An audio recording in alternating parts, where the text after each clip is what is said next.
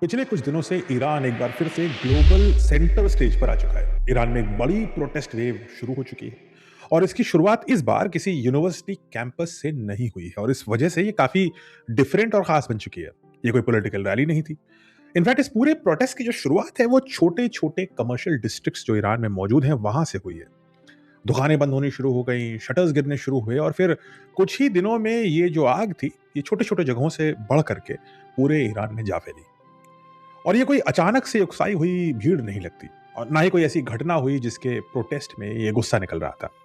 ये प्रोटेस्ट सीधे-सीधे एक economic collapse के खिलाफ थी और बहुत तेजी से पॉलिटिकल डिससैटिस्फैक्शन में बदल गई, जो अब लगभग सत्ता पलट के एक डिस्कशन के रूप में सामने आ गया है। सबसे पहले समझते हैं ये शुरुआत हुई कैसे। बीबीसी की एक रिपोर्ट के मुताबिक तेहरान, जो ईरान की कैपिटल है, उसके पास एक मॉर्ग है, यानी जहां मुर्दे रखे जाते हैं। और वहां की एक फुटेज आई है बीबीसी के पास जिसमें लगभग 180 बॉडी बैग्स दिख रहे हैं और ये पिछले 2-3 दिनों की ही स्टोरी है। अमेरिका के human rights activist news agencies का दावा है कि अब तक लगभग 500 प्रोटेस्टर्स और 50 सिक्योरिटी पर्सनल्स की मौत की पुष्टि हो चुकी है, यानी हिंसा दोनों तरफ से हो रही है और सड़कों पर खुलेआम दिख रही है। पिछले 2 हफ्तों में ही लगभग 10,000 से ज्यादा इरानियन लोग, विशेषकर युवा लोगों को गिरफ्तार किया गया है और ये पता नहीं कि इनको गिरफ्तार करके रखा कहाँ गया है, इनका क्या होगा, क्या इनको रिलीज किया जाएगा या इनके साथ भी कोई भारी दुर्घटना हो जाएगी। ये एक तरह का नेपाल स्टाइल रेवोल्यूशन है, नेशन वाइड इरप्शन है और इस केस में जो देश है वो कहीं बड़ा है नेपाल के कंपैरिजन। लेकिन एक बात और भी समझनी जरूरी है। ईरान में प्रोटेस्ट कोई नई चीज नहीं है।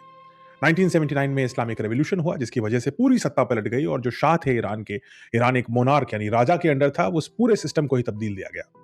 2009 में ग्रीन मूवमेंट हुआ, 2017-18 में इकोनॉमिक प्रोटेस्ट हुई और 2022 में आपको याद होगा विमेन लेड एक अनरेस्ट हुआ था जो विशेषकर इरानियन गर्ल्स ने इनिशिएट किया था against repressive laws against women. Iran की सड़कों पे पहले भी गुस्सा देखा गया है, ये कोई नया नहीं है। तो फिर सवाल उठता है कि इस बार ऐसा क्या हो गया कि ये जो प्रोटेस्ट है ये एक विशेष इंटरनेशनल सेंटर स्टेज पर आ चुकी है। इसका एक कारण तो यह है कि ये प्रोटेस्ट की शुरुआत बाजारीज से हुई है।